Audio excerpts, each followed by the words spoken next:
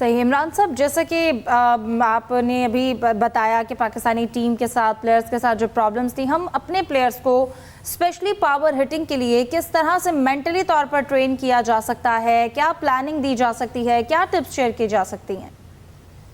देखिए जी, सबसे पहले तो मैं आपको बताऊं, मैं हमेशा से ये बात करते हैं कि फिटनेस हमारा बहुत बड़ा इशू है। मैं आपको जब भी ये खेलते हैं, जब ये पहले फील्डिंग करते हैं, आप देखेंगे कि ये बाद में जब बैटिंग करने के लिए आते हैं तो इनका वो स्टेमिना ही नहीं है। तो इस सबसे पहले फिटनेस, उसके बाद आपको ये इसके इम्प्रूव करने के लिए आपको जैसे मैंने कहा कि बेसबॉल कोचेज लाने पड़ेंगे, प्रैक्टिस करवाने, और नीचे तक ये मैसेज कन्वे करना पड़ेगा डोमेस्टिक क्रिकेट में कि आपने 350 रन करने बैटिंग साइड में, ठीक है जी। और अब हर 10 ओवर के बाद आपने इतने छक्के मारने हैं।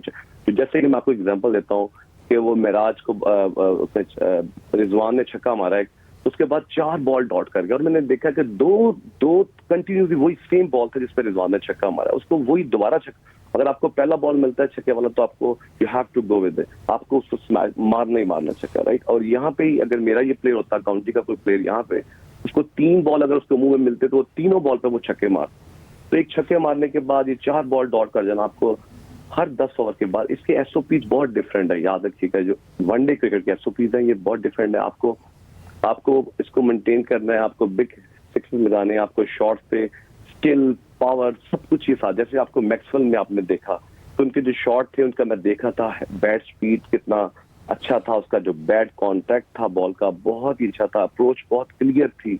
वो जो माइंड सेट है उनको, हमें वो डरे हुए हैं, हमारे जो भी प्लेयर आता है वो इतना डरा हुआ आता है कि बस मैं अपना 50 कर लूँ, आउट ना हो जाऊं। और बाबर के साथ यही प्रॉब्लम चल रही मुझे लगता है कि बाबर भी इस वजह से बड़ी इनिंग्स नहीं खेल पाते, क्योंकि जब उनके साथ खेलने वाला वो भी वही माइंडसेट के साथ आता है, बाबर की तरह खेलना चाहता है। हालांकि बाबर का रोल और है, वो एंकरिंग करेगा, उसके अराउंड सबने खेलना है। जैसे आपके पास एक प्लेयर है फखर जमान, जिसने जो लास्ट न्यूजीलैंड के अगेंस्ट खेला आपने देखा, जिसको माइंडसेट के साथ आए, बड़े क्लियर थे, नेचुरल क्रिकेट खेली, उनकी हैंड स्पीड बहुत अच्छी है, उनका जो बैट स्पीड है सबसे ज्यादा अच्छा है। तो मैं ये समझता हूँ कि आपको जितनी जल्दी हो सके उतनी जल्दी प्रोफेशनल लोग लेके आने पड़ेंगे।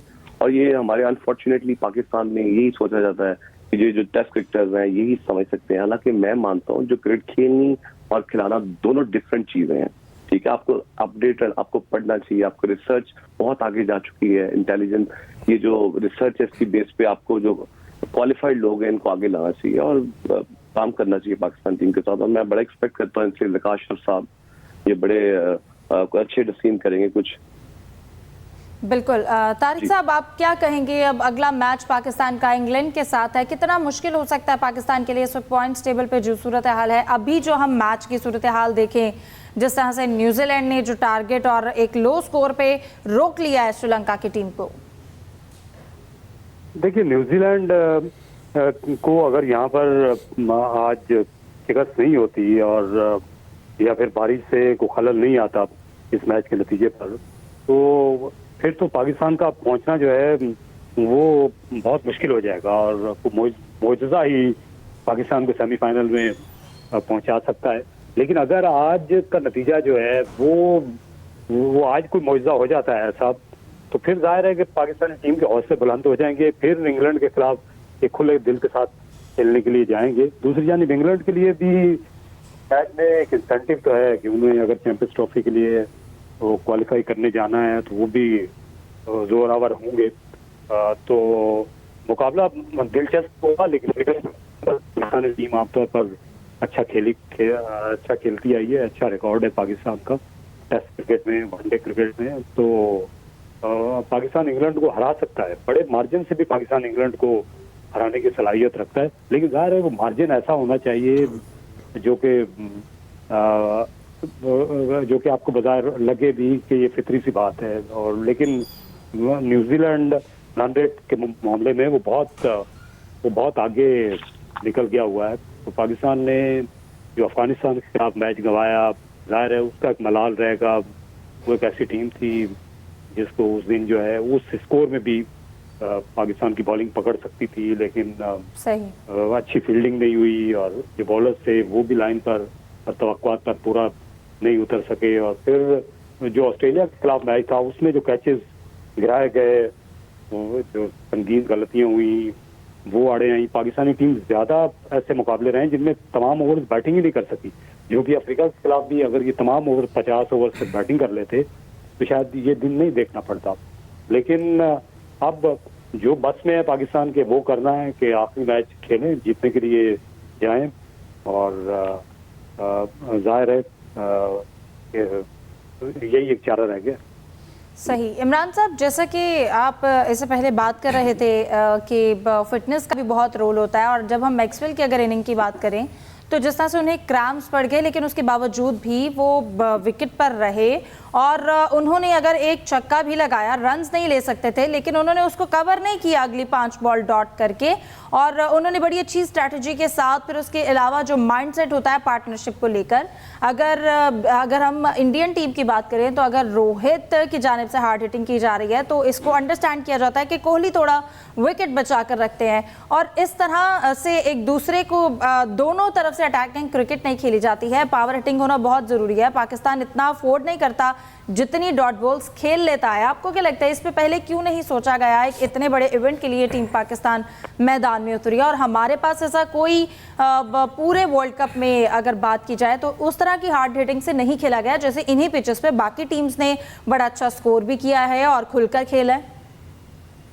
देखिए यही बात है, जैसे मैक्सवेल को देखें, उनको गेम अवेयरनेस तो बोलते हैं, इतनी अच्छी गेम अवेयरनेस थी उनके साथ। देखें कमिंग थे, उन्होंने कैसे उनका साथ दिया, इतनी अच्छी गेम। और वो मैक्सवेल ने जो ही उनको मिला, इसलिए मैं बार बार कह रहा हूँ कि जो है उनकी जो बैट स्पीड थी, का बॉल कॉन्टैक्ट था, इतना क्लियर था उनकी अप्रोच, और जो उनके शॉट, उसकी फिटनेस देखें, उन क्रैम्प पड़ रहे हैं, इसके बावजूद वो जिस तरह खेले हैं, तो ये इसको बोलते हैं जो उनका माइंड सेट है कि नेवर गिव अप वाला, ठीक है जी।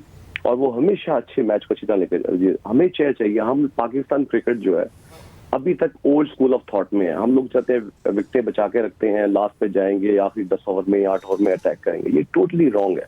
अब आपको मैंने जैसे बताया कि इसके एसओपीज और हैं वनडे क्रिकेट, आपका हर 10 ओवर में आपने टारगेट करना है कि जो 2-3 ओवर है आपने टारगेट किया। अगर कोई रिस्ट स्पिनर जैसे कुलदीप बॉल कर रहे थे इंडिया के अगेंस्ट पाकिस्तान को, तो इनको निकल के खेलना चाहिए। खड़े खड़े खेल रहे हैं, जब तक आप अच्छे स्पिनर्स को निकल के नहीं खेलेंगे, क्रीज से बाहर आके नहीं खेलेंगे, वो आपके ऊपर हैवी हो जाएगा। आप पास में देखें, जैसे शेन वॉर्न के अगेंस्ट मोहम्मद यूसुफ खेलते थे, बड़ा दिलेर, अगेंस्ट मुरली के इंतजाम बहुत अच्छा खेलते थे। तो पाकिस्तान को मैं आपको बताऊं, ये इमरजेंसी लैंडिंग चाहिए, किसी की याद रखिएगा, ये जो किसी न किसी को इसके ऊपर कैप लगाना है, इस माइंडसेट को चेंज करना है। ये क्रेडिट हो सकता है ज़काशर साहब ले जाएं, कि आपको स्पेशलिस्ट लोग लाने पड़ेंगे। आप इंडियन क्रिकेट को देखें, इतनी आगे चली गई है, जो जितनी भी डोमिनेट कंट्रीज हैं उनके साथ बहुत स्पेशलिस्ट लोग काम कर रहे हैं। आपको बताऊं इमरान, हमारे साथ भी तो स्पेशलिस्ट कोचेज हैं, मिकी आर्थर है, ग्रांट ब्रैडबर्न है, और उसके साथ मॉर्निंग वोकल है, सारे तो गैर मुल्की कोचेज हैं। फिर क्या वो जो स्कूल ऑफ थॉट है वो भी उनका पुराना है, कोई चेंज नहीं कर पाए पाकिस्तान? नहीं, आप जी बिल्कुल, बड़ी अच्छी बात है। मैं अक्सर सोचता हूँ डेफिनेटली वो काम कर रहे हैं, वो कह रहे हैं, लेकिन मैं हमेशा ये कहता हूँ, ये जो हमारा जो बंडल ऑफ प्लेयर्स हैं हमारे जो खेल रहे हैं, इनके साथ बड़ी क्लियर इनको मीटिंग करनी चाहिए, इनको बताना चाहिए, बाबर आजम के साथ बात करनी चाहिए कि हमारा ये विजन है। अब जैसे हमेशा हम इस बेट पे चले जाते हैं कि वो ऐसा मौजूदा हो जाए, ऐसा हो जाए, ये मैच हम लोग डिजर्व नहीं करते। हेलो जी जी इमरान साहब, आपको आवाज आ रही है? सॉरी जी, अभी वो थोड़ी सी डिस्कनेक्ट कॉल।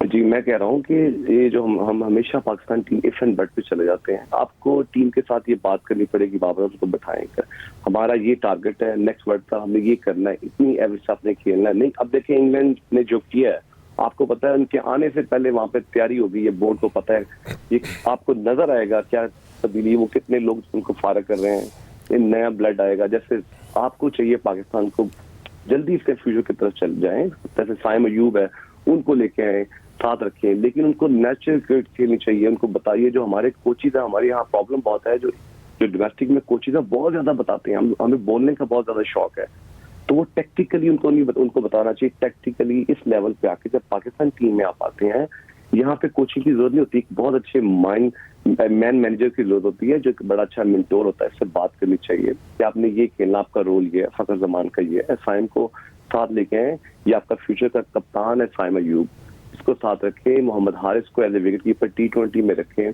और एक और बच्चा मैं पता नहीं बलूचिस्तान से है, चमन से विकेट कीपर है, उसको साथ रिजवान के टेस्ट में रखें, बजाय कि आप पीछे जाएं। आपको अगर फ्यूचर का हमने देखना चाहिए, ये टारगेट हमारा अपने नेक्स्ट 10 ईयर्स का, इसमें तो मेरा ये मानना है कि आपको स्पेशलिस्ट लोग लाने पड़ेंगे, इनके साथ बहुत काम करना पड़ेगा, डोमेस्टिक तक आपने नीचे बताना पड़ेगा कि हमें इस रन रेट से स्कोर चाहिए, आपने 350 करने ही करने हैं। और जो कोचिज हैं उनको बताएं। मैंने देखा बहुत सारे पाकिस्तान में भी क्वालिफाइड कोचिज हैं, वो कोचिंग कोर्सेज तो कर लेते हैं लेकिन वो अप्लाई नहीं करते नीचे जाके, जब टीमों के साथ लगे होते हैं डोमेस्टिक में भी। तो पाकिस्तान को बहुत अच्छे एक रेस्ट स्पिनर की जरूरत है। और मेरा ये मानना है कि जब तक आप ये माइंडसेट से नहीं निकलेंगे, ये पाकिस्तान अभी तक ओल्ड स्कूल ऑफ थॉट वाली क्रिकेट खेल रहे हैं, तो इसको इनको बड़ी दलेरी चाहिए, इनको बताना चाहिए कि ये हमारा प्लान है। जी सही। तारिक साहब, आप हमारे साथ लाइन पर मौजूद हैं?